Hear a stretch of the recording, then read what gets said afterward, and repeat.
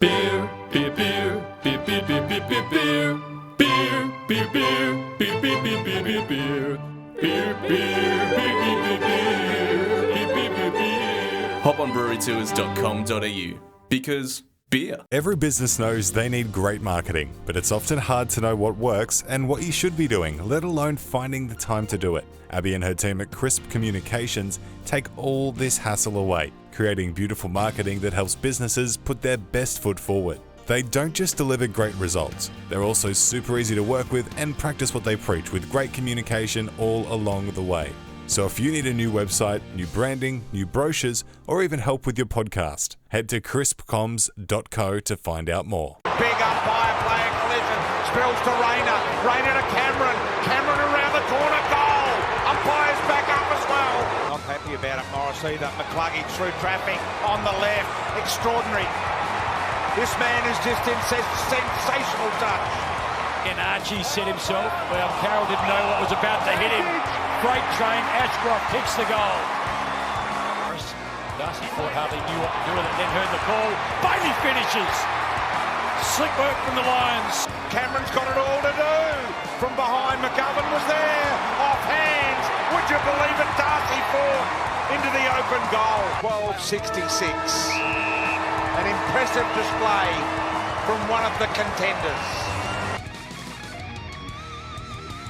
The Brisbane Lions Fancast is back. It is a Sunday night, and Thursday night's game against Carlton seems like forever ago. We're going to have to make a couple of changes on Friday night for the Bulldogs. Luckily, we had a pretty good performance in the VFL and some soldiers coming back. Whether it's enough to get them into the AFL team, I don't know. That's what we're here to chat about, Patrick, because we got a good win against the Blues. A very good win. There's lots to talk about. It was a really great team performance. Josh Dunkley walked away with the inaugural Robert Walls medal. Wilmot was fantastic. Jared Berry was fantastic. Charlie Cameron was back to somewhere near his best. The whole midfield was basically electric the whole game. It was a fantastic game to watch. The pressure was intense, especially inside the forward 50. The only real bummer, well, two bummers, is a Achilles injury to one of everyone's favourite clubmen in Noah Ainsworth, if you're Luke Hodge, and a suspension to Zach Bailey. And at this stage, we don't know if they're going to appeal that. I'd be surprised if they do, but like I said, we're going to be forced to make a couple of changes for Friday night.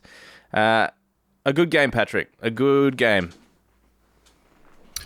Yeah, it was a game against Carlton. Carlton showed up and were far less awful than they've been in the two previous weeks, while still being a little bit kind of terrible.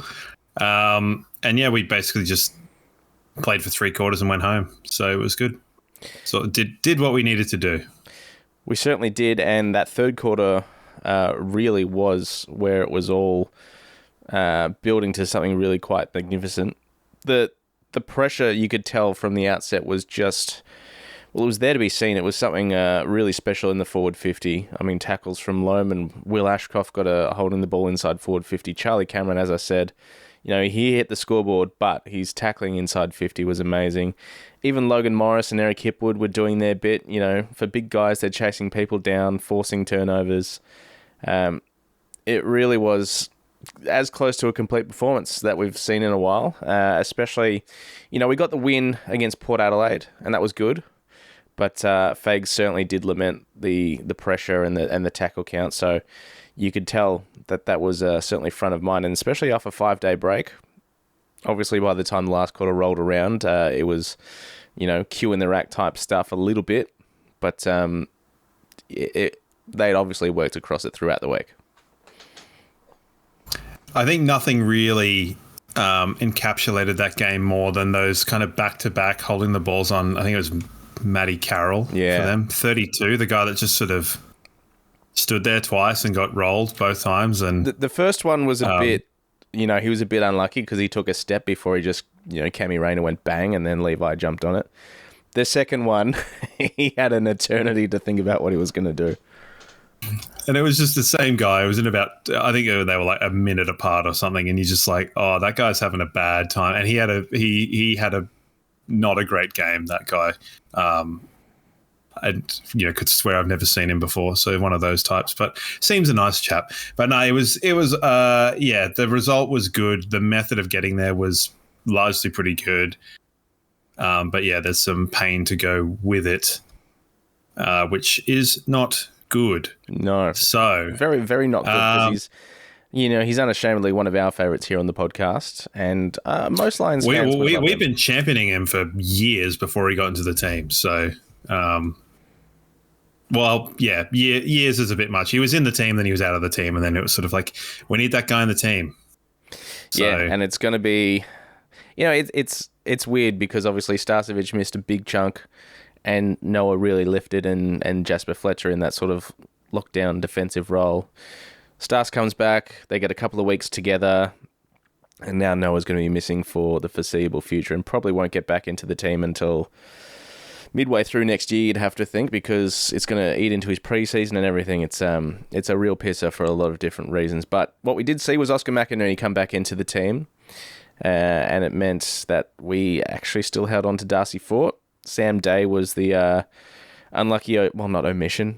He had a personal thing going on, whether it was illness or something going on in his life, whatever. Nobody knows. I think there was another death in the family for him. Yeah. Oh, God, he's had a rough year, hasn't he? Jeez, that is grim. So he was left out of the team. Oscar came back in. Certainly not his best game. But I guess I probably wasn't expecting a huge amount. He had a huge game in the twos a couple of weeks ago, his first game back at senior level. I thought Pitternet certainly probably won that battle across the night, and a good day for Mark Pitternet to have arguably the best game of his career as well, topped off with a big barrel. But what did you make of the two rucks? Not something I like, but I thought that it facilitated getting O back into the team whilst not kind of so that I thought Owie was really rusty. Yeah. But it sort of wasn't the case of you weren't having to drop for it to get O in there. And then I think it's just a matter of horses for courses, because I think just structurally, I think Day probably works better than the two rucks. I don't love two rucks generally. There was a little bit shades of North Melbourne with the Fort and Big O and then Gardner, and I was having to find myself counting the number of talls we had in our team and being like, okay, so it's 6. It's still one fewer than it was against North Melbourne. So we're still in my golden range. So that abated my concern early on. But yeah, it was good to see him back out there. He still seems a little bit off, which is probably understandable. But if that's just kind of a bit of ring rust coming off, and then what have we got? 7-day, 8-day break until the next one. He should be good to go, but it depends on how we want to play this going forward. So selectors will know more than I will. But yeah, we'll just have to go from there. I guess it depends largely how Oscar pulls up, because that's obviously been the big issue for him is, the soreness and how his back's coping with the workload. So if the teams come out on Thursday night and Oscar's omitted, I wouldn't be totally surprised. I wouldn't be surprised either if Fort gets omitted and Day comes back in, depending on how things are going in his circle. So that's going to be a bit of wait and see. Two people we are going to obviously have to replace are Noah and Zach, and we'll get to that when we get to team changes. But I guess quick thought on Zach's suspension. Firstly, I can't make sense of people that can't see the head clash in the footage. There are people that just fully will refuse to see it, which if you bump and connect heads, you're at the behest of it. Now, the thing for me is that I don't know that I would call that medium impact, because I think if you look at what quantifies medium impact, although they're subjective and although they're kind of taken into account, it didn't force the player off with a HIA. It didn't stop play. Barely anyone remonstrated. There was a bit of this and that, and Haynes touched his cheekbone a couple of times. So, and I think that was if they were largely and exclusively to try and get a free kick. Yeah, I think so too. And I think if they were to argue it, it would be attempting to argue the contact severity down from medium to low. Yep. Which is really hard to do. So I don't know that they're going to waste time with that. Bailey had a bit of hamstring Yeah, that's the other thing as well. During the game. He was getting a lot of attention on that hamstring, and I was pretty worried when they kept him out there, to be honest. So, I mean, he might have been having a week off anyway with, hamstring tightness. So it's probably no real loss, but he was, aside from his goal kicking, he had a pretty good game again. To have 6 shots at goal, although he sprayed a few. I think, and also his link-up play, it's like when his input numbers-wise in terms of goals is down, like it was against Adelaide. He had an all-time nightmare against Adelaide. But his actual link-up play in the field is really good on both games. So you're kind of going, dude, just put it together. Put them together like you did the week before. We're laughing. Now, question. Do we want tinfoils now or do we want them not now? No, let's go. It's early on in the piece. So let's bust out the tinfoils. I'll pose you a question. So you strike someone or you high contact to the head, a player, and if they get concussed, what's the impact force? Severe. Yep. If they don't get concussed, what is it generally? It's generally low and they get a fine, right? Depends on, I guess it more often than not. More often than not. But the thing is, it's the outcome, the injury that causes the impact to go to skyrocket. So if you were to say hit someone in the head like Mitch Robinson, that guy's never going to show any kind of like low impact because you're hitting a brick. But we saw with McInerney hitting Starcevic that Starcevic was obviously primed for concussion. It's a severe impact where an impact of another player would be low if it was a different player. Where do you stand on Sam Darcy shoving a guy in the chest and collapsing his lung, which for every other player, low impact, stick with me, but the player rib breaks and collapses his lung? Should that not be another outcome situation? Now, I don't think it'll be suspended. I don't think it should be. Yeah. No, I don't think it should be. But if they're going to do the same thing with other offences, they can't not take it into consideration because, it's something that happens in football. You push a guy, but this guy, his rib breaks or, punctures his lung. Yeah. How is that any different to if someone had done that to a head and someone got concussed, they'd get 3 weeks. Yeah, true. And if they'd not gotten concussed, it would be a fine. So, I don't know. That's just my weird... Well, to indulge your tinfoil hatness, there's no class action suit revolving around collapsed lungs yet, so... Well, we'll have to get the troops out for that one. So, I just a little bit when you're looking at these things and they're so structured in what it ticks this box, and you go, well, if you're going to eggshell skull it, do it with everything. Yeah. Because, I don't really want Sam Darcy to do that to me, but I don't think that it would collapse my lung personally. You got too much padding. So anyway, we'll move on. Yes. So that was, if you're a listener that doesn't listen to the end, you get that stuff normally in minutes 50 through 60. So if you want to edit that one and chunk it to the end, do that. 3 things that I want to point out that I really enjoyed. 1, Charlie Cameron, anytime he kicked a goal, like everyone got around him. I really enjoyed that. I think whether it's just the confidence building and like, I don't know how outspoken or how whatever he's been in amongst the group of how he's struggling with form and confidence or whatever. So when he hits the scoreboard and does his role and, chases and tackles, like everyone got around him. It was really good to see, especially considering, the start of last year and the rumours of unrest and all revolving around him and all that sort of stuff. We don't need to go into that. Second one I really enjoyed was obviously Levi crumbed that goal from the Cam Rayner tackle. Levi celebrated that goal for about 2 seconds and then immediately went straight to Cam Rayner. And I think that is a real show of growth for him because he could have easily just sort of carried on like that was all his hard work. But I really respected the fact that he took that second and gone, that's Cam Rayner's hard work. That's got me that goal. So he got around him there. That was really good.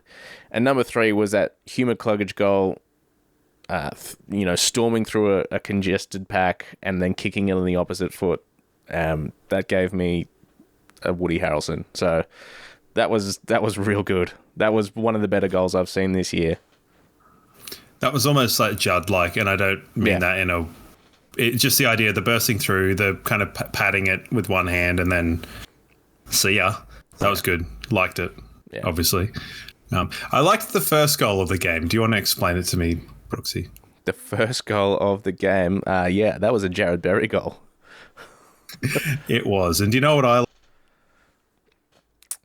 Jared Berry goal. Yeah. I teed you up there, you donkus. Yeah, that was brilliant. Obviously, storming through the 50 after a couple of sprayed shots from our mate Zach Bailey got us off to a good start. And then, I feel bad for, was it Lockie Cowan that hit the umpire and we got a goal out of that. That's a bit shitty for them. Yeah, but I mean, at the same time, was he 100% going to mark that? No, it did look like it was floating high anyway. But still. And wide, and also it's Carlton. So, if anything, if that's going straight to him, it's still only a 95% chance. So, yeah. What did you make of the matchups down back? So, obviously, Froggy had the job on Charlie Curnow, and I thought deep inside the 50, I thought Froggy was pretty good. Obviously, working up the ground, Charlie Curnow got a fair amount of contested marks up the wing, and his ball use, his field kicking was really good. So he did sort of affect the score chains, but obviously he left the game goalless again. But I thought, deep in the clinches in the D50, Froggy's defence was really good on Charlie. Yeah, I agree. It would have been, pain that would have gone to him ordinarily. Not the case.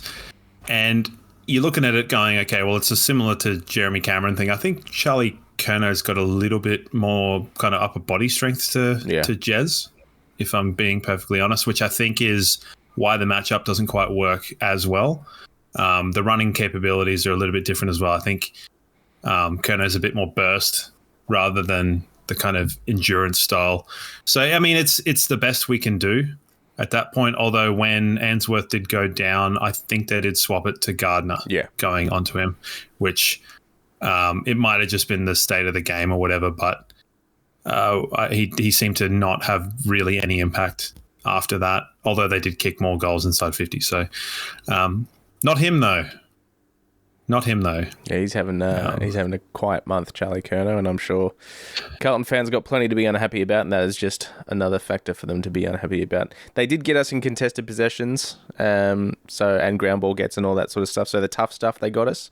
But if David King mentioned it once, he mentioned it 1,000 times on the broadcast, is the inside to outside game that they just have simply not got, and their ball use is it's been public since round one that their ball use is something that needs to be worked on. So probably, obviously a room for improvement they're going to take away from this is getting, not beat up in the contest, but certainly, not getting it done to the likes of, Cripps and Chera and Hewitt. Yes and no. They're so one-dimensional, Carlton, that it's sort of, when someone is that focused on one thing, not necessarily beating them in it when you beat them in every other area in the ground doesn't really matter. And I don't think it's overly important because, largely in that game, I know Cripps tried to put them on his back for like a quarter in the second. But, what's George Hewitt doing, really? It's not really happening. Chera, Chera is kind of like one of the what-ifs where he should be a Dunkley type player, but he just isn't. And then when you're putting Jesse Motlop in at centre bounce to get a point of difference, you're in trouble. And in fairness, he did provide that point of difference. I thought he was pretty good, actually. The couple of CBAs he went to, I thought he did. He added something different, a bit of speed, bit of burst.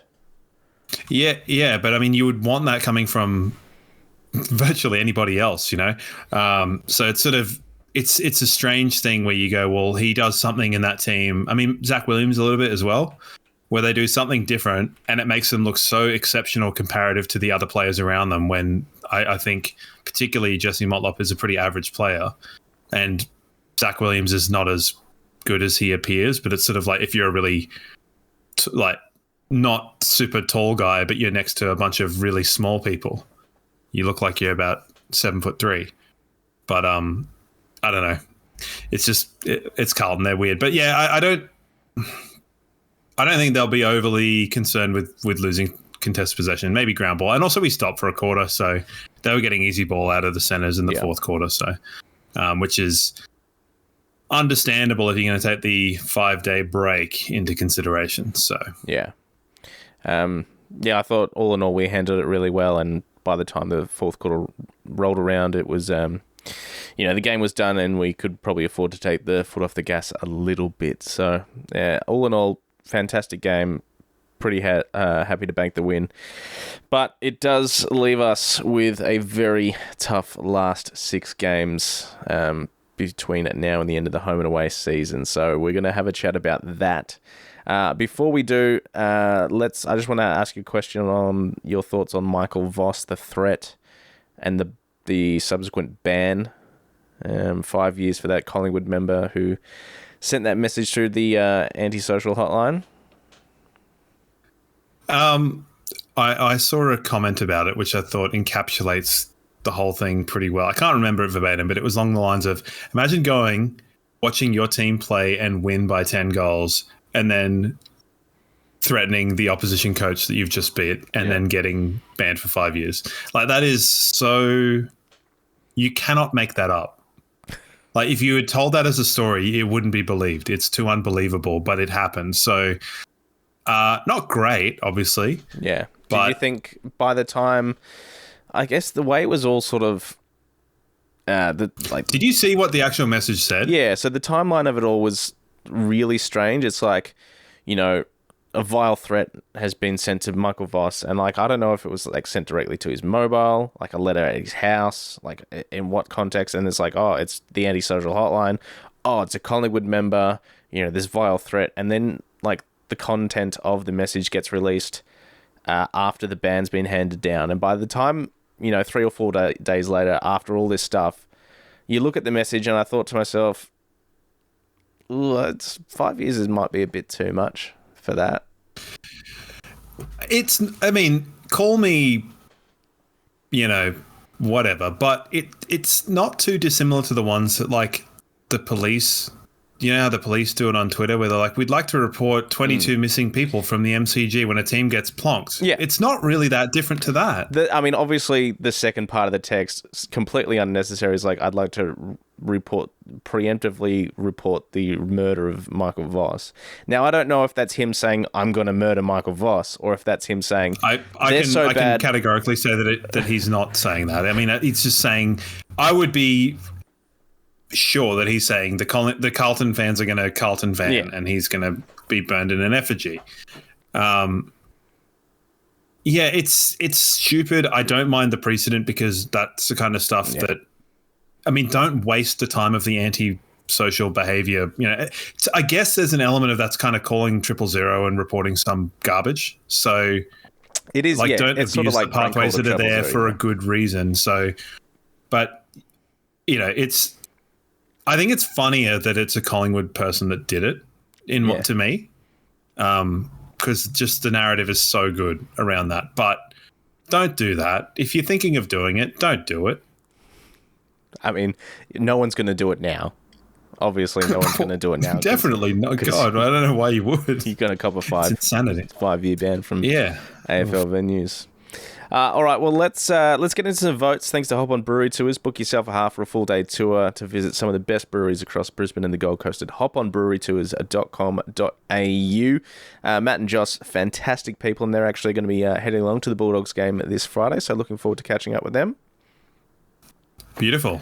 All right. Are they going with you, or are they just going generally? I did secure them some tickets. Not near me, unfortunately, but we'll definitely catch up for a 4X or something. Are they directly below you, so you can just spit on them in the peanut gallery below? I would never do that to such wonderful people. Yeah. All right. It's definitely your turn to go first. Dunkley 3, Yep. Wilmot 2, and Neil 1. Okay, lovely. I thought Zorko was very unlucky to miss out on a vote this week, and I definitely thought about it because I knew you wouldn't vote for him. Neil, of course, he was fantastic. I've gone the same 3 and 2. My 1 goes to Jared Berry because I thought he was fantastic, and I don't give him enough votes, so I thought today is a day I definitely needed to give him a vote. Thought about chucking Noah Answorth a vote as well, because up until he went off, he was playing really good. Especially his overhead marking was probably a real standout across the day. Probably. Well, speaking of, Jared Berry's contested mark out of Kerno on the wing was really good. His overhead ability, it's so good to see, because we for so many years wanted that element of Jared Berry's game to be part of his game, but he'd been forgive the term, hamstrung by his shoulder. And he wasn't really able to go into contests the behemoth that he can be, and B, mark overhead. And that seems to have kind of evolved, righted itself, which is good. Yes, Zorko was good too. Yeah, Zorko was good. I mean, all the small forwards, Loman was probably the poorer of all the small forwards, but he was still pretty good. Yeah, I thought both the Ashcrofts were pretty good. Logan Morris had a really unlucky night again. It was just such an almost night, and obviously that huge pack mark that just simply wasn't paid, which I would be dirtier about if there wasn't one before that. I think it was Pitternet that took it, and Fort just sort of slapped it out of his hands and they didn't pay it. So sort of, I guess a little bit of swings and roundabouts there. But Logan Morris was good without being great. The whole midfield was really, really good. Jasper Fletcher, again, always really good. So, yeah, it was a great team performance. It would have been very hard for people voting on that medal. Yeah, well, it sort of seemed like Dunkley kind of came from the shadows in the second half, because I think him and Cripps sort of a bit went head to head. It wasn't quite as hard a tag as we've seen in the past, but Cripps kind of got the better of him in the second quarter, and then I thought Dunkley was exceptional. So yeah, definitely 13 tackles will tell you all you need to as well. Yes. Also, a little shout out to Darcy Fort's 2 minutes of madness where he just thread the needle with a handball and then also crumbed off the pack to score a goal. So that was amazing. In what world is Charlie Cameron bringing the ball to ground in a 2-on-1 and then Darcy Fort getting the crumb? Yeah. I don't know. And I've got to say, the more football of other teams and other halfbacks that I've been watching, the better Zorko's year is becoming to me. So. Hey, he's slowly coming around. Yes, fair enough. Did you watch the Channel 7 or Fox coverage, by the way? On Thursday, I watched the first quarter because I was slightly delayed with Dwayne. Yeah. And then I swapped over to the other mob because I don't like Dwayne. Yeah, I'm not a big Dwayne fan. Matt Hill is sort of, he's all right. Matt Hill gets stuff wrong because he's got too many other sports in his brain, mainly the insane ramblings of horses that I'm assuming he just gets players wrong, which is, fair enough. But the other mob, I think Brayshaw is better without BT next to him. Yep. Although I can't even remember who was on comms. I think it was Hamish, wasn't it? Hamish. Was it Hamish and BT? Or was it? Yeah, it was. Yeah, Hamish, it was. It was. Because, it was the day after. Yeah, right. And then you had Kane. Yeah, and Kane's funny. Yeah, Kane's good. Good value. Quick. Also, we have to mention it. Shout out to Mark Pitnet from that 60-meter missile after the siren. That was absolutely. It was beautiful. I didn't see it. Oh no! No, because he took the mark, and I was like, "Well, there's 0% chance he's getting this. I'm going to the bathroom." Oh no! I mean, you've seen it in retrospect, yes, surely. Yeah, it's it defies all laws of physics because he hits it about as hard as I don't know what's something that doesn't hit very hard. It was so good. I don't know. So good. Modern R&B beat. It hit as hard as that. And it just kept going. So, yeah, I heard it and I was annoyed. I came out. I'm like, did he kick that? Yeah. And Storm's like, yeah, he did. I'm like, okay, fair enough. He had a good night, Pitnet. He had an interesting 5 minutes where he obviously hit the barrel, and then the second quarter he got done for holding the ball, and then Washy kicked the ball, and there's 5 Carlton players on the line, and Pitnet was the closest and took a fresh airy at it. And then, almost immediately after, he gets a crumb in the goal square, like a nice little, marker 2-on-1 there. So he had an interesting little 5-minute period there. But yeah, it was a good game. All done and dusted in the rear view mirror. We got the Bulldogs on the way, and we're going to have to make 2 changes. Ainsworth out at this stage. Zach Bailey out. So, Kadeem Coleman did play in the 2s. He played. He didn't set it alight. So, but didn't do much. Yeah, and you know how we both feel about the balance of that back line. What we do know is that Jasper Fletcher can go back and play a really defensive role down there. So that is an option there. I'm inclined to bring Darcy Gardner in to the 22 as a defender and then have someone else as a sub. You took the words out of my mouth, you cretinous friend. Because we have been living on a false economy of not having enough key defenders. Yeah. So, and we're coming up against Norton and Sam Darcy. Yes, and it's just sort of the thing. When Starcevich came back, there wasn't a necessity to really, we had too many, and Jasper went back onto the wing, and then when Payne went down, it was like, okay, cool. Well, we're playing Jeremy Cameron and Shannon Neal, so we'll just 1v1 them, and we've done that for the last couple of weeks. So, yes, I think Dizzy should come in and play key defender and let Lester kind of roam. And I think that we're in a position where Wilmot's defensive ability and Jasper's ability to just play football and do what he's told really, really well can cover for Ainsworth, I think. I mean, we want Ainsworth there, but you're dealing with the next best thing. So I don't necessarily think rushing Coleman back in is functional given the balance. So not just that, but clearly he's just got issues with this leg. So one game in the VFL where he's touched it 15 times is not enough to scurry him back in. He was fine, not fantastic. So we're still gonna have to make 2 changes anyway. Zach Bailey will be going out. So. Sam Marshall was really good, probably his best game in the VFL, so I'm inclined to bring him in for another game as the sub or straight into the lineup. And then you're looking at another change.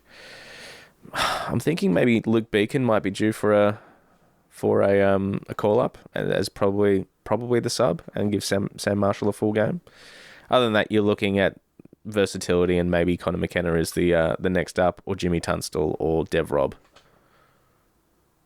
Yeah, see, I'd be inclined to go Rev as a sub. Yeah, okay. Just because he gives you that burst, and he's the sort of person that just can crop up wherever you sort of need. You can shuffle stuff around.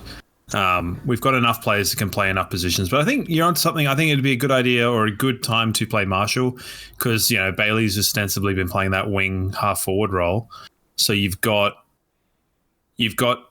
There'll be a lot of accountability on playing that role, but it's as good a time as any. Yeah. To kind of give him a full game. Don't put him on as a sub. Yeah, I think I'd be really happy to see him. I'll almost be disappointed if I don't see him named in the team, unless of course Zach Bailey does get cleared and is fine to play, and his hamstring's okay. But if he's not playing, then I would, I'd be verging on disappointment if Sammy Marshall didn't get the call up, because he's been really, really good, and Friday was easily his best game for mine anyway. Was he playing as an inside mid? A little bit more outside, but some of his kicks inside 50 were elite, and it is very much that Bailey role. So you got that offensive wingman that Bailey plays, and then Berry to balance him out as the defensive wingman. Sammy Marshall was very much playing that offensive wingman. Ended up with 27 touches. You got a clearance. He was good. 4 marks, 3 tackles. The only other alternative would be if you were to put Jasper back up onto the wing and bring McKenna in. But like you said, I would sooner look more towards a future building. And Connor McKenna's defensive accountability is still just a little bit for me. Yep, understandable. No, I think those are good picks. The Brisbane Lions Fancast is proud to announce we have our first run of T-shirts available for you to buy. The website to check that one out is ours, brisbanelionsfancast.com.au, and you can see the link right there. It should be towards the top of the page.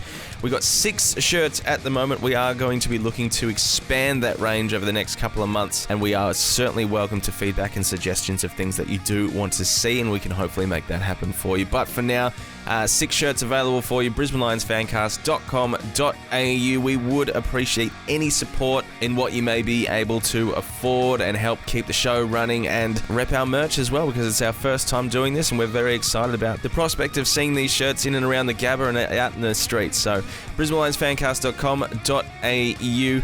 Get your hands on some Brisbane Lions Fancast merch. Quickly, while we're chatting twos, good win for those guys. Last week I was speaking about the lineup that we rolled out, which was unrecognisable. This was a very strong twos lineup that we pulled out.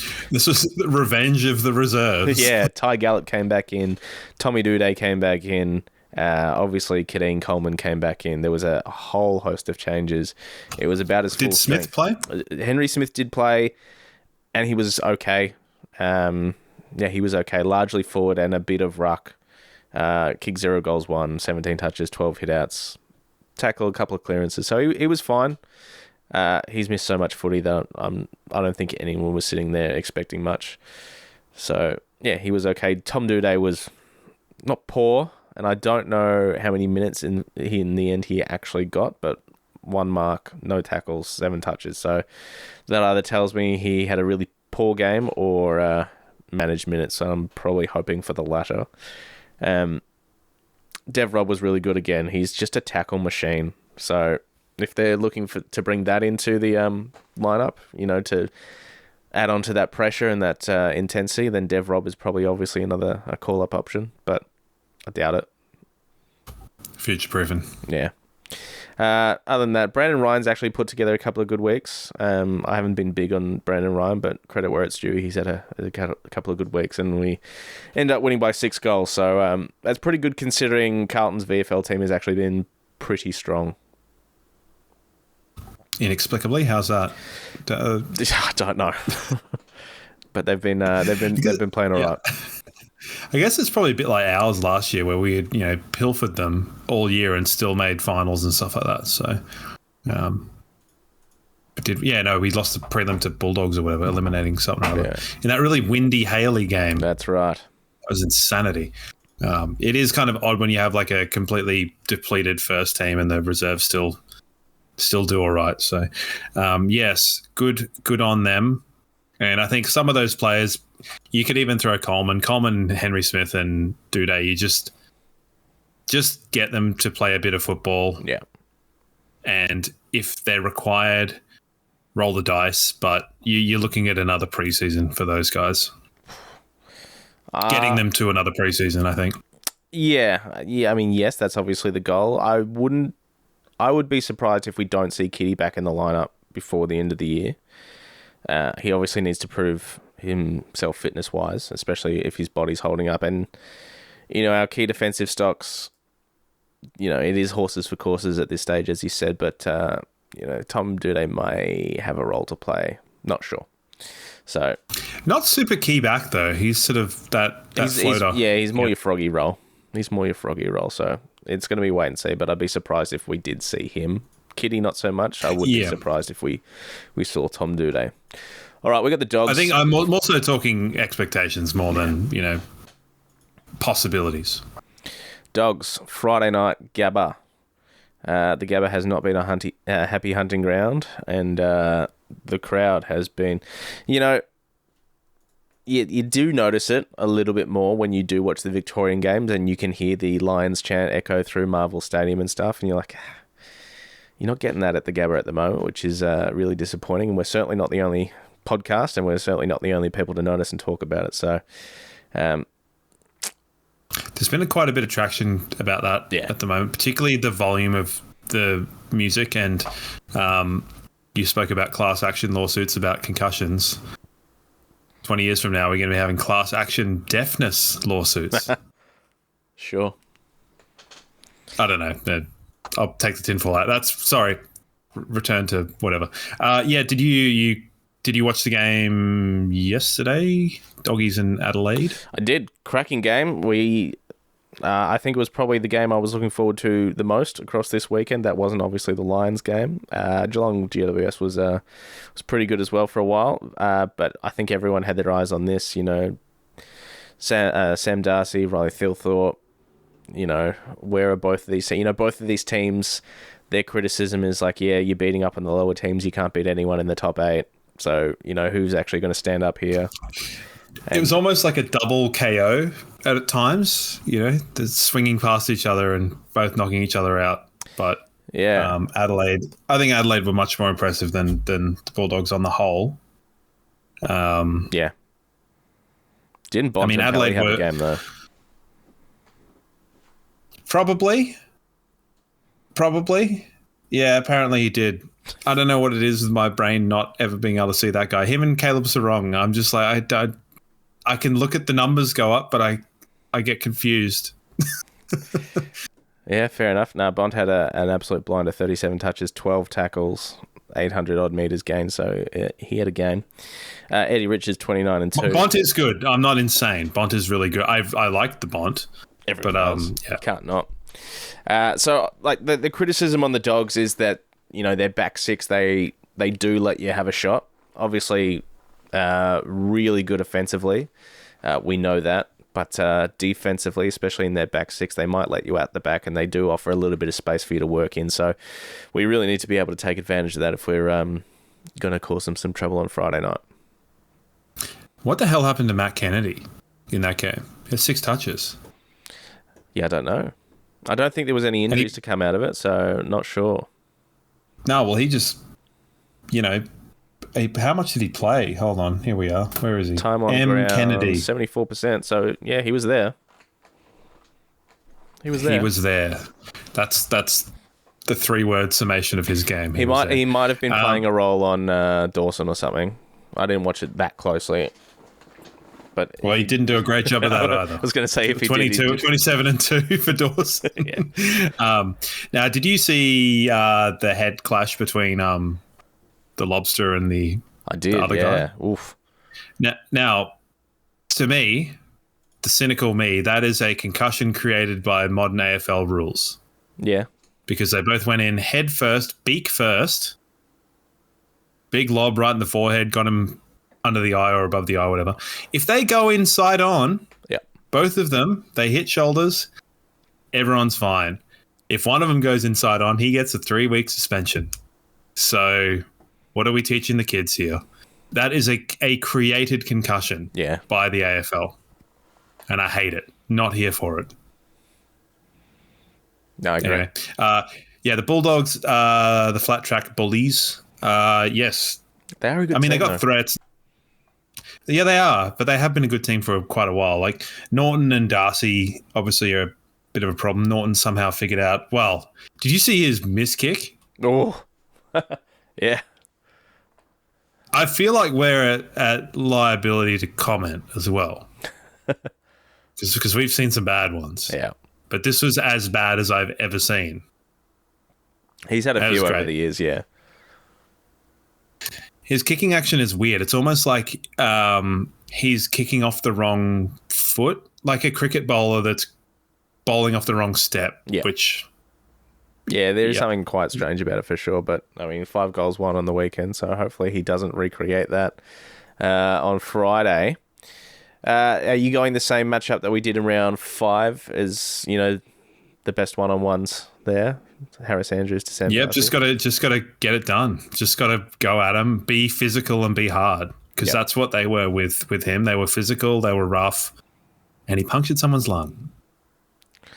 Sam Darcy seems like he couldn't get into the game. He seems like the sort of guy that would feel really bad about that as well. Sam Darcy. Does he? His dad's his dad, though. His dad is his dad. That is ruthless. Well, yeah, I think that which it does mean it leaves, providing the changes that we forecast, that Darcy Gardner probably gets that role on Norton, or do you go Froggy?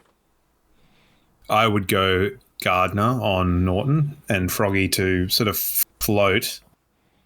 They got a couple of those like mid-sized. There's that guy that you like, Riley West, who's like way taller than he looks because he's got a giant head and like a small body. He's like a pitted olive on a twig. I think Froggy will be sort of responsible for him. And then, Vandermeer, who gives a shit, you probably give that to someone like Wilmot or Starcevich. They haven't got, without Waitman, they haven't got a really strong, dangerous small forward. They've just got kind of guys who can pop up. Richards can kick goals from midfield. Yeah. Fraser's pretty good. Even Garcia's not. Is it Garcia? Yeah, I like Garcia. Of course you do. And then the other one, not West, Sanders. Yeah. Yeah, he's pretty handy. They're players. Yeah, they've got I think got a lot of really handy players. Their midfield bats deep, and they've got arguably the best player in the competition in Sam Darcy up forward, who's a genuine freak.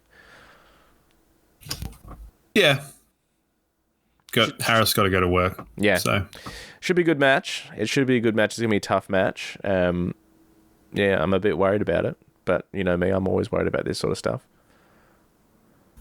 Just got to relax, It's what will be, will be. I'm looking forward to it. I think that our team is better than theirs. Would you throw a Jared Berry onto a Bontempelli? Well, we've done that in the past. Yes. And then whoever doesn't go to Bontempelli, like Dunkley Berry, the other one needs to be responsible in some way for Ed Richards. Yeah. Could be good. Otherwise, then you're looking at it going, well, you've then got three, so you're looking at McCluggage or Neil going head-to-head with whoever their Fraser third person is. Yeah. I really like Kennedy. Fraser too, So it could end up being this big nil-all draw in the middle with like Kennedy negating Neil, Dunkley negating what's-his-face and the other one. So it'll end up just being like Fort and Tim English like trying to grab the ball and running. So could be interesting. All right, well, let's have a look at our last 6 games. We did sort of forecast this earlier on in the show. Our back end of the season is a tough one. I mean, according to whatever the stats are, it is the hardest run home. So obviously the Bulldogs this Friday night, the Suns at People's First Stadium, Collingwood at the G, Sydney at home, Dockers over at Optus, and then finishing things off with Hawthorn at the Gabba as well. So that's a pretty tough last 6 games. All of those teams bar Sydney are in the 8 or top 9. I'm including Bulldogs sitting at 9th in the top 8 because I am. And Sydney is not the Sydney that they were either. So they are tougher than their ladder position suggests. So it is a tough game. The last 6, I'd be pretty happy if we walked away with 4 wins from those. Yeah, I think we kind of got a little bit lucky that GWS did a job on Geelong. Yeah, that gave us a bit of breathing room, didn't it? Yeah, I mean, I know that it puts Adelaide, right behind us, but to me, the threat for finishing top 2 was always going to be Geelong and their like easy run home. So having an extra game to lose in there, I think, is helpful. It still means we pretty much need to be perfect in order to secure a top 2. But I think that I mean, it was a funny round, and we'll probably get onto it with the tipping. But Adelaide can still lose games. Same with everybody. I think we just take it one game at a time. As boring as that sounds, win all of the games, and if we win all the games, I think we'll finish top of the table. Which I know sounds insane, but that means we won't have to warm up in the sun on grand final day. I suppose so. Yeah. Well, I don't know. I know I'm not offering a lot, but the thing is, I've said in weeks gone by that I'm really excited by these last 6 games. I'm looking forward to them. I'm like, the fear element or the nervousness or the worry has kind of gone. And I don't know whether that's just coming from winning a premiership and just it being like, okay, cool, well, we're good. We know we're good. So it's just a matter of doing the job in these games where we have kind of done a pretty bloody good job of it this year. So I think the team will be up for these games and getting a bit of a run on into finals will be good. It could be a very interesting end of the year. A lot of the chat pre-game to Thursday was about our game style and speaking to Fags and the way we're moving the ball. There's been a concerted effort in the sort of last 4 or 5 weeks of, handball game has gone up a little bit, handball receive as well, and the way we're moving the ball. And it was really noticeable against the Cats. And the way I said, like, Zorko was just super keen to get that ball on shoe as quick as possible and get that ball moving and try and disrupt the defenses and not give them the chance to set up. And I think that's going to be really key against people like Collingwood, definitely. I think, looking at the way that Gold Coast tried to kind of razz the Magpies is that they really tried to move the ball quickly, and they also were really, it's almost like the center corridor, we've reduced that into like half its width, and we're getting powerful runners. It's often it's Rayner or it's Bailey. Barry's doing the job as well. Barry, like they're powerful runners running through the middle. So even if you get there with a tackle, it's hard to stop. And it's more than one threat. Like a lot of teams watching the game today, like you watch St Kilda and it's like, well, Wanganeen Miller is awesome, but who else you got? Yeah. Whereas we've got threats all over the place, which I think is really... You probably throw Wilmot into that as well. Yeah, of course. And Wilmot's proactive game and intercept stuff has been really, really good. And I think this front foot kind of defensive method works really well for him. It gets him involved. It kind of... It's almost like he's an anticipatory cat that's like waiting to pounce, and we're giving him like license to do that. So I think it would be remiss to think that we haven't evolved our game style. It's just a matter of trying to kind of, shine it up and get it ready. And I don't think we necessarily have seen the full. It just hasn't been consistent at all across the year. So, Geelong. But I mean, it wasn't consistent last year until literally the grand final. Yeah, well, it was fits and spurts. Yeah, that was the perfect game. It was like the back half against GWS. We really got that, that quick handball game, and that was just like throw caution to the wind a little bit. And the same against the Cats the week after.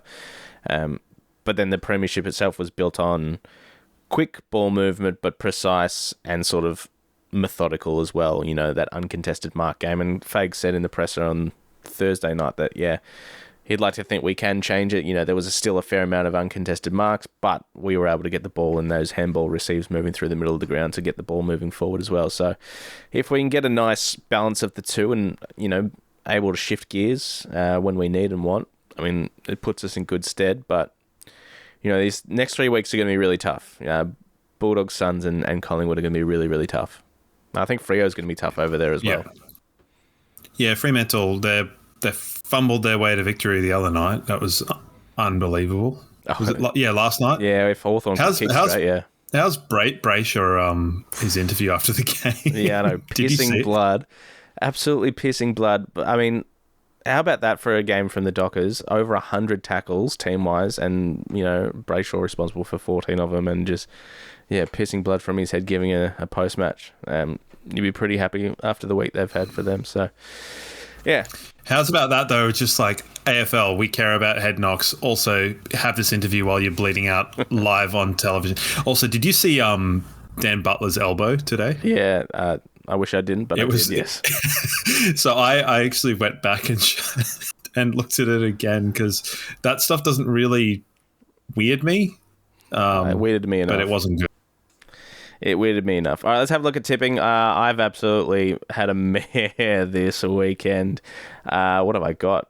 That whole middle section of my tips are cooked. I ended up with 4, and all the 50-50s in the middle, I missed out on. So I tipped Collingwood, as you know, went with the Dogs at Marvel, tipped the Cats, tipped the Bombers, and tipped the Hawks. And they all let me down. Yeah, see, I was a coward. I swapped my Gold Coast to Collingwood I swapped my Adelaide to Bulldogs, and I swapped my GWS to Geelong. So I'm a bit annoyed. I got 5, but I figured I sent you a message being like, why don't I just tip the teams I want to win? And you didn't reply. And then I looked at your tips and realized that they were worse than mine, and then understood why you didn't reply. So perfectly understandable. Horrible. All right. Yes. Let's have a look to next week then. Thursday night, Marvel Stadium, 7:30. Giants, Essendon. Give me the Giants by fucking 100 points. How much you got? Yeah, are you going top 100? 81 points because, honestly, Essendon, I am feeling sorry for them because it looks like Nick Martin's done an ACL, and then Setterfield as well got injured. They're fucked. Yeah. It's Essendon, so... Yeah, I don't feel sorry for them, but I kind of do at the moment. You've gone to the Giants as well, I'm guessing? Yeah, I got the Giants by 99 points. Yeah. I am going to tip the Lions, but I am nervous. Don't look at me like that. Okay. Hawthorn, Port Adelaide. Port has won their last 2, obviously the infamous semi-final last year and earlier on this year as well. Can Kenny get them up again for one last time against the Hawks before he bows out? It's down in Tassie. Nah. Down in Tassie. So not this time. They're going to save it for the showdown, and that'll be Kenny's swan song. Last great victory, I think. Sydney to beat North. Here's one for you. Carlton and Melbourne, 7:30 the MCG Saturday night. Melbourne. Yeah, Melbourne. Yeah. Okay. Yeah, I am too, but I might change that one. Here's one for you. West Coast or Richmond. Did you watch any... Oh, my God, that Essendon Richmond game is the worst game of footy I've ever seen. So, as I said, the first quarter was quite good. I was like, oh, no, I'm going to turn over to the Hawthorn Fremantle game. Like, I'm turning off a pretty good game. And then I heard what had happened. So I feel responsible for that. But I think the West Coast, just because you can't have one win. They were doing all right against Port today. They, up until the last quarter, they were right in it, and they were winning pretty well for a while. So I'm going to go Eagles as well. It's all falling apart for Richmond. Noah Bolter will be not allowed to play that game. Tom Lynch is gone. Yeah. Also, that other fella that self-committed himself for the Jack Graham. Yeah. No, sorry, homophobic. Yeah, but he's West Coast. Yeah, that was he's West Coast. Right, he used to be. He used to be Richmond. Yeah, him and Baker both went to West Coast. Cats to beat the Saints. Yeah. Collingwood to beat Freo. Freo plays the MCG pretty well. Don't be surprised if Freo win that game. That's the exact bullshit game they win. And if it. That's our ticket to top spot. Nah, it's not our ticket because Collingwood have quite a hard run in. So Collingwood have got to play Fremantle, they got to play us, they got to play Adelaide at Adelaide, and they got to play Hawthorn. So that's not roses. Plus they got old guys that are ready to bloody go into a coffin. Don't report me to the text message thing or whatever. Boop, boop. And Adelaide Suns is going to be a belter as well to finish things off at Adelaide Oval Sunday. Obviously, that game ended in a fair amount of controversy earlier on in the year at People's First Stadium. And I don't think Adelaide's going to forget that. No, this is going to be a great battle of key forwards. Got the full house. Either way. Also, how's Cadman as well? I know he's not Gold Coast, but him and Jed Walter are kind of similar in my brain. They kind of fill the same space. Sure. Yeah, they're just both young key forwards to the G teams. So Kelly Underwood called me that, but that's what they are. Okay. So I think that'll be there's some good games. The Sunday, I'll tell you what, are they at the same time? Oh, they're overlapping, idiots. Channel 7 got stooged this weekend by having none of the top 8 games, except they had the Thursday and the Friday, and then Saturday they missed 3 of the top 8 teams playing each other and got all of the bottom ones on the Sunday. And it's like, well, like, they're getting some better games this time, but then they're overlapping them. Yeah, that's piss. Why are we doing that? I hate it. Anyway, I've gone basically all the home teams except for Melbourne. So at this stage, so have I. Oh, and GWS. Yeah. But, they play anywhere and it's Essendon. The wheel. Yeah, the wheel. Thanks to Crisp Communications, crispcoms.co. If you need any sort of marketing, if you've got a podcast, if you have a business that needs a push, Abby and the team at Crisp Comms will give you that in spades. And they're offering you free Brisbane Lions Fancast stickers that you can whack on your drink bottle, your bloody laptop, your school locker, your car if you want. I saw a car when I was down in Melbourne that had a Brisbane Lions Fancast sticker on it. It was my mum's car. Jeez, not even my car has a Brisbane Lions Fancast sticker on it. No, it was me mum's car. Oh, it was your mum. Okay, gotcha. Fair enough. Who did we have? You had Joe Dan last week, and I had someone that was cool, but I had Matho. Yeah, you had beast mode. It was a good battle. Was it? I mean, it's definitely. They were fun. They were fun ones, players to talk about, I guess. Yeah. Is what you're going to say. All right, let's spin the wheel. It is my turn to pass or hold. Ooh, Jared Brennan. That's a tempter for you, isn't it? It is a tempter because there's a bit to talk about there. But I'm going to pass. So I'm going to leave you with old one mitt Jared Brennan. Oh, and I've got Kitty Coleman. Well, this is interesting because we've got basically what could be against what could have been. Oh, yeah, big time. Now, I don't ever want to profess that there's similarities in terms of, I don't want Kadeen Coleman's career to be what Jared Brennan's is, but, well, yeah. Jared Brennan, not quite this guy, is all I'll say. Yeah. Look, Jared Brennan, as you said, what could have been, and, if Kitty Coleman's career, I'm banging the desk here, I'm touching wood, does get cut short due to injury, it won't be for the same reason that Jared Brennan's career never really took off, is because he simply just couldn't give a shit. Yes. There's a few memories of Jared Brennan, isn't there? You've got that game against Collingwood, I think in 2004, maybe? Yeah, it would have been around about then. Well, it might not have been that early. Because I don't know, how many years did he play with us before he went off to the Gold Coast? I think he played 5 or 6. No. I don't think it was that when long. did the Gold Coast start? I don't know. 2011. Who did I get here? I got Brennan, right. Yeah. Okay, I got to look him up. Jarrod Brennan. I'm fairly certain it was 2004 because it was like, they're coming off the back of 3. He debuted in 2003, would you believe? 7 games then. That's crazy. Goodness me. He was a bit of a, unique player. Could kind of play anywhere. I've got very minimal, everyone remembers him. I remember him having dreadlocks at one point in time. I remember him headbutting a Port Adelaide player and getting suspended for a while. I remember seeing that and being like, oh no, what's that? He's gone the headbutt. That's going to be trouble. He played a lot of years. He played 10. Oh, no, that's. He played 173 games. He played 10 odd years. And that's more than I remember from Jared Brennan. Obviously, he peaked in the late 2000s when everyone else had retired and, we were left to the mercurial stuff from him. So he played 8 seasons with us, albeit, the first few, not much really happening. We were chasing a premiership, and I suppose that level of randomness probably wasn't necessary at that time.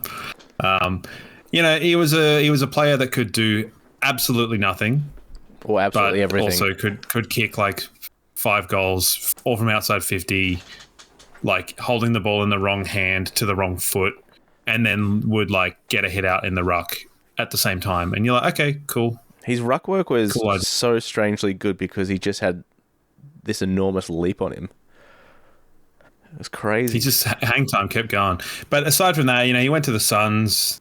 I don't really want to think about those years in terms of, what the Lions were like then and also what the Suns were like then. So He probably got a good pay packet. He probably did. He ended up playing 50 plus games for the Suns in the end, so it's more than I remember. I like they've got him listed as a defender when to me he was always like a wing attacker. Yeah. Forward. You know, why do you shackle that in defence? But I suppose they did do that to Darryl White too, so he did follow the same career path. But yeah, nearly 200 games, it's a lot. Could kick a goal, could kick a football, could one mitt it, and also loved a long sleeve jersey and a glove. Just fantastic combos. And also, he, you know, I don't know if it was him or Nigel Lappin that was setting the trend at that time. Do we go short curly? Do we go cornrows? Not cornrows, what's the dreadlocks? Yeah. Yeah. Can you talk about Kadeem Coleman? Because this is just going to be a bit kind of sad, right?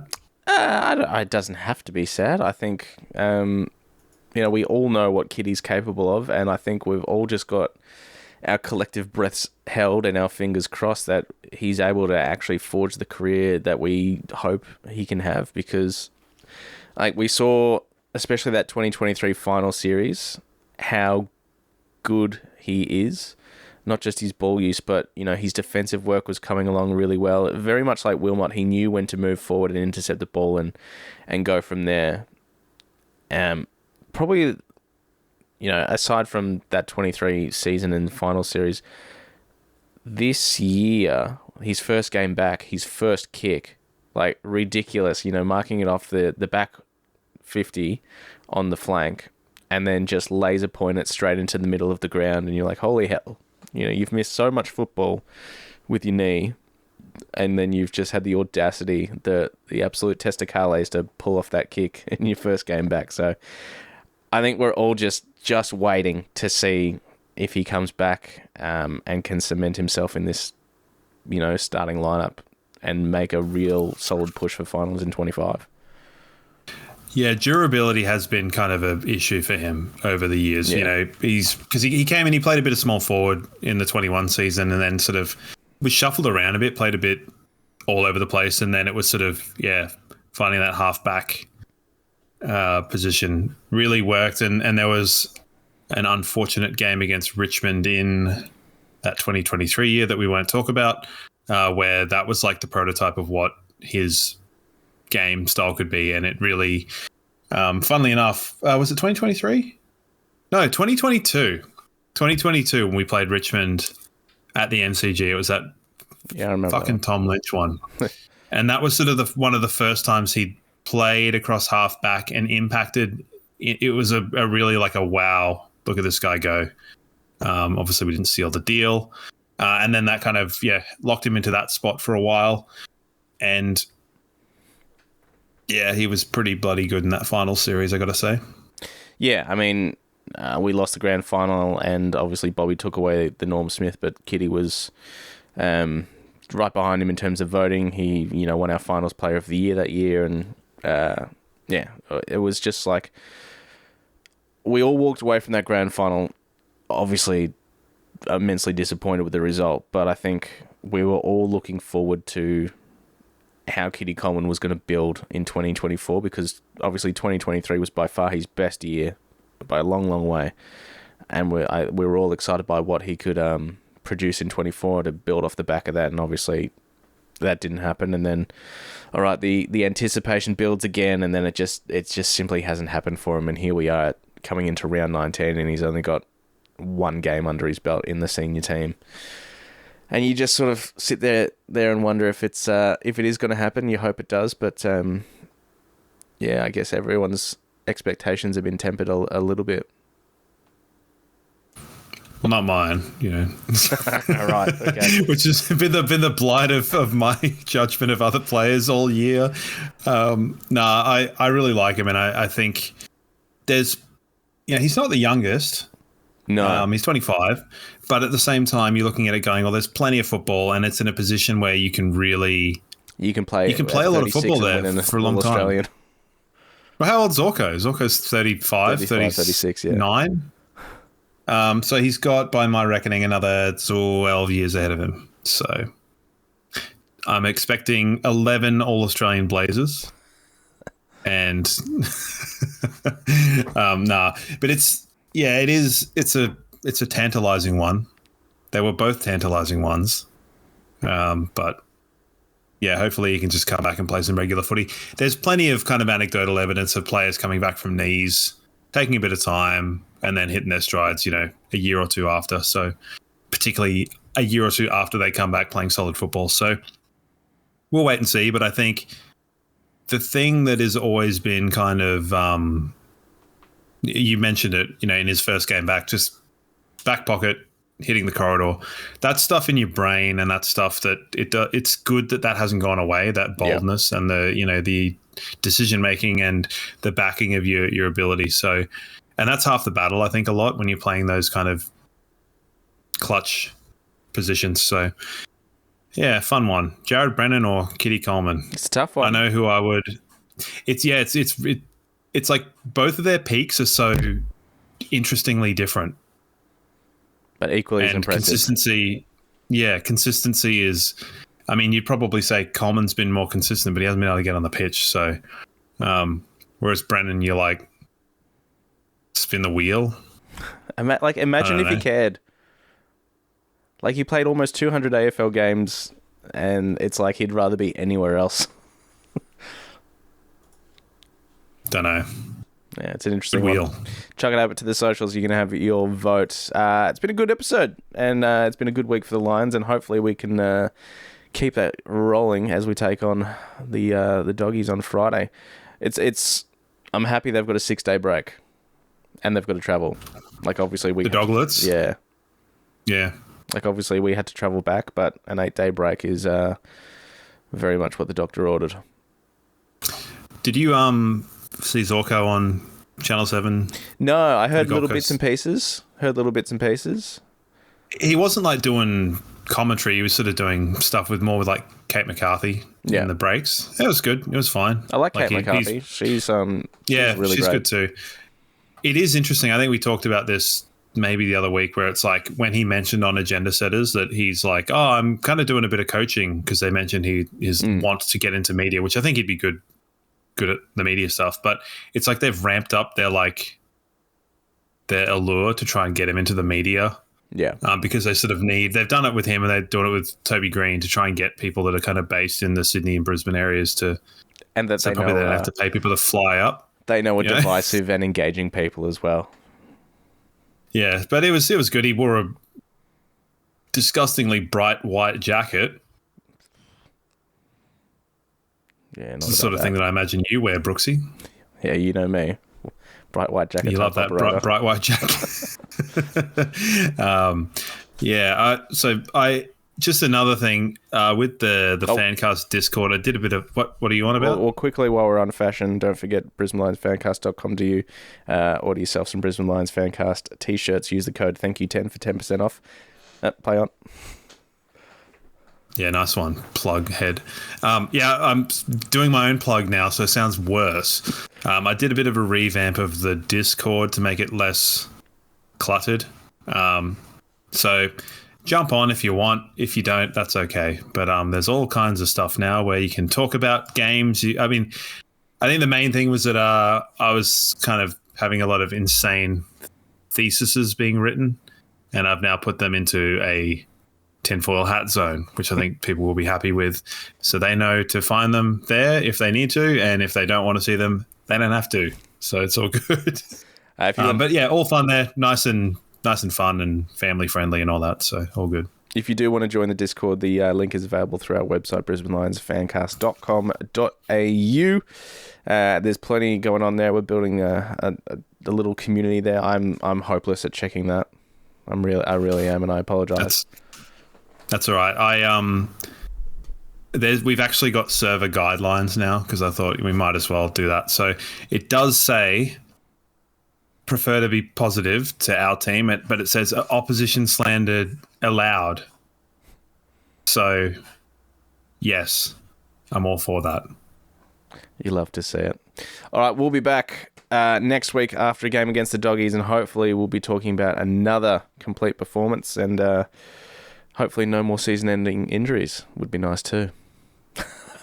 I wanted to see your face when I said that, and I got it. Oh, I'm done. I'm done.